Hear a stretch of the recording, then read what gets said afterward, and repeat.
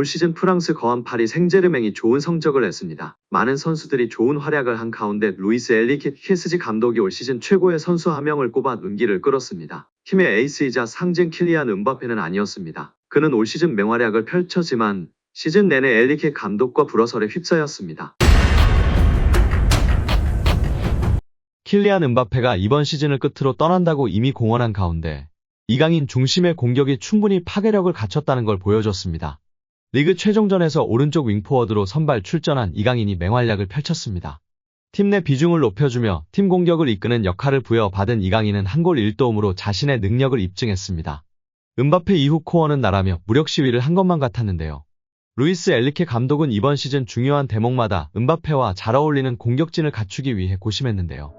그 결론은 스피드와 드리블 능력이 좋은 선수를 대거 배치한다는 방향으로 도출되곤 했습니다. 그래서 이강인 대신 윙어 브래들리 바르콜라가 선발로 뛰는 경우를 볼 수 있었습니다. 하지만 다음 시즌은 음바페 없이 새로운 선발 조합을 만들어내야 하는데 이강인은 팀의 중심에 설 자격이 충분하다는 걸 보여줬습니다.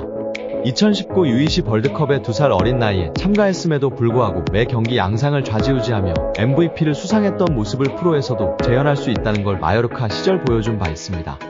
PSG에서도 이강인의 역량을 극대화하면서 신체 능력과 파괴력 갖춘 선수들과 조합하는 게 플랜 A로 떠오를 수 있는 가능성이 보인 것이 고무적이라는 평가입니다. PSG는 이미 공격과 중원의 23세 이강인뿐 아니라 23세 마누엘 우가르테, 22세 바르콜라, 18세 워렌 자이르 에메리 등 여러 유망주를 확보해뒀습니다. 이들 중 누가 장기적으로 PSG의 핵심 멤버가 될지 가리는 싸움이 프리시즌부터 다음 시즌 초반까지 진행될 것으로 보이는데요. 포스트 음바페 시대의 주인공을 가리는 주전 경쟁의 서막이 열린 상황에서 이강인의 장점을 살릴 수 있는 전술과 역할을 부여받기를 바라봅니다.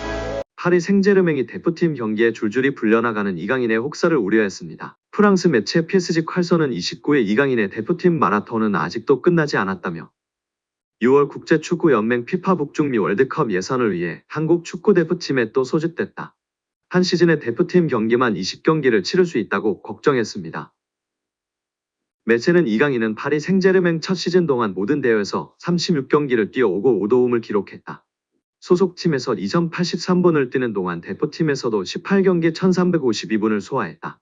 6월 월드컵 예선 2경기를 추가하면 20경기까지 늘어날 수 있다고 설명했습니다. 이강인이 참 바쁜 한 해를 보냈습니다. 지난해 여름 스페인 마요르카를 떠나 파리 생제르맹에 합류한 이강인은 새로운 팀에 적응할 시간을 충분히 부여받지 못했습니다. 군복무 해결이라는 개인 커리어에 영향을 줄 부분을 위해 이적 직후 항저우 아시안게임에 출전해야 했습니다. 더구나 아시안게임 대표팀에 합류하기 전 프리시즌에서 부상을 입었던 터라 부담감이 한층 가중됐던 시기입니다. 이강인은 아시안게임에서 황선홍의 금메달 획득에 기여했습니다. 직후 A 대표팀으로 이동했습니다. 당시 대표팀을 이끌던 위르겐 클린스만 감독이 소집해 휴식을 취하지 못했습니다. 이 시기 여론도 이강인의 동시 차출을 우려했던 만큼 이강인의 혹사 걱정은 한국과 프랑스를 가리지 않았습니다. 이후에도 이강인은 계속 대표팀을 오갔습니다. 올해 초에는 아시아축구연맹 카타르 아시안컵까지 열린 터라 대표팀 차출 횟수는 더욱 늘 수밖에 없었습니다. 아시안컵에서도 대표팀이 연장 혈투를 반복한 터라 이강인의 출전 시간은 대폭 증가했습니다. 이어 펀도 이강인은 아시안컵을 마치고 파리 생제르맹으로 돌아가 부상으로 고생했습니다. 아시안컵 전후로 선발 입지에도 영향을 미쳤습니다. 후반기에는 확고했던 주전 상황에 변화가 생기면서 교체를 오가는 시간이 늘었습니다. 특히 파리 생제르맹이 중요하게 여긴 유럽 축구 연맹 챔피언스리그 준결승에서는 모두 교체 출전이었고 시즌 마지막 경기였던 쿠프 드 프랑스 FA컵 결승전도 5분 출전에 그쳤습니다. PSG 컬처는 대표팀 사출을 배경으로 들었는데요. 매체는 프랑스 주장인 킬리안 음바페의 올 시즌 대표팀 출전은 7경기였다고 이강인이 3배 이상 더 출전한 부분을 주목했습니다. 물론 음바페도 올여름 유로 2024에 출전하지만 이강인은 시즌 내내 유럽과 아시아를 오가며 소화한 기록이라 소속팀에 온전히 집중하기 어려웠던 점을 살펴야 합니다. PSG 컬처도 이강인은 아시안게임에서 5경기, 아시안컵에서도 6경기에 나섰다. 또 친선전과 월드컵 예선으로 7경기를 펼쳤다며 이 모든 여정을 소화하며 쌓인 피로도는 말할 것도 없다.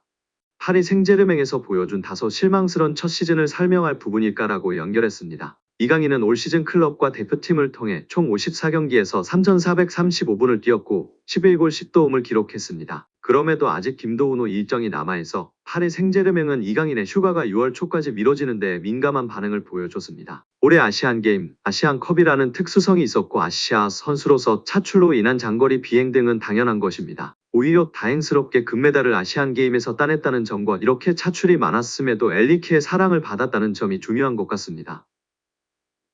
우리 구독자 여러분들의 생각은 어떠신가요?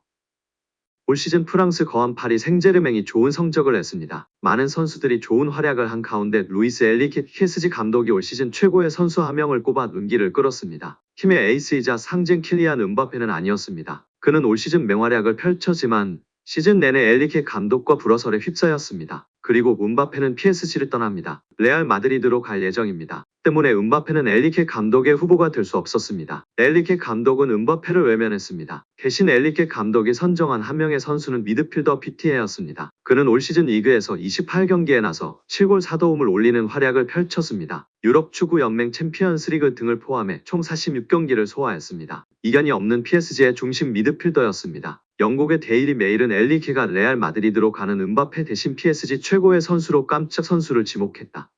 음바페는 올 시즌 모든 대회에서 44골 10도움을 기록하며 PSG의 도메스틱 트래블을 이끌었다. 그러나 엘리케는 음바페를 최고의 선수로 뽑지 않았다. 올 시즌 최고의 선수를 뽑아달라는 요청에 엘리케는 비티아를 선정했다고 보도했습니다. 엘리케 감독은 비티아는 의심할 여지 없이 올 시즌 PSG 최고의 선수다. 축구 선수로서 그의 자질은 PSG에서 최고다. PSG가 보유한 선수들은 훌륭하지만 비티아는 예외적인 선수라고 극찬했습니다. 이 발언에 대해 이 매체는 음바페 대신 비티아가 영예를 안았다. 비티아는 엘리케 밑에서 주축이 됐고 이후 더욱 영향력이 높아지며 번성했다고 강조했습니다. 비티아 역시 엘리케 감독을 향한 존경심이 강한데요. 그는 엘리케는 전술적으로나 정신적으로 우리에게 매우 많은 도움을 주고 있다. 가장 중요한 것은 엘리케가 우리에게 말하는 방식이다. 모든 것이 우리에게 유리하다고 믿게 만드는 방식이다. 정말 놀랍다. 엘리케는 놀라운 감독이고 자격을 인정받아야 마땅하다고 강조했습니다. PSG의 동료들도 인정했습니다. 이강인의 시야와 정확도는 PSG에서도 정상급이라는 극찬을 들으며 화제입니다. 프랑스 베팅업체 파리온스 스포츠는 유튜브 채널에 2개의 쇼츠 영상을 올렸습니다. PSG의 미드필더 비티냐와 공격수인 브래들리 바르콜라가 각 부문별로 PSG에서 뛰어난 선수를 뽑는 것이었습니다. 두 선수는 오른발을 잘 쓰는 선수, 신체 능력이 뛰어난 선수, 시야가 좋은 선수 등 10가지 문항에 답했습니다. 이강인은 두 선수의 선택을 받았습니다. 비티냐는 시야가 좋은 선수의 이강인을 뽑았고 바르콜라는 정확도가 높은 선수의 이강인을 선정했습니다. 두 선수는 이외에도 오른발을 잘 쓰는 선수로 킬리안 음바페를 선정하는 등 공통된 답변을 내놨습니다. 비티냐와 바르콜라는 이강인의 동료이자 경쟁자라고 할 수 있는데요. 경쟁자인 두 선수가 이강인을 뛰어나다고 선정해 이 선택이 의미 있다고 할 수 있습니다. 비티냐는 중앙 미드필더, 바르콜라는 좌측 윙어로 뛰지만 이강인은 두 포지션을 모두 소화하기에 경쟁하는 선수들입니다. 이강인은 PSG에서 공격진의 거의 모든 포지션을 소화하고 있습니다.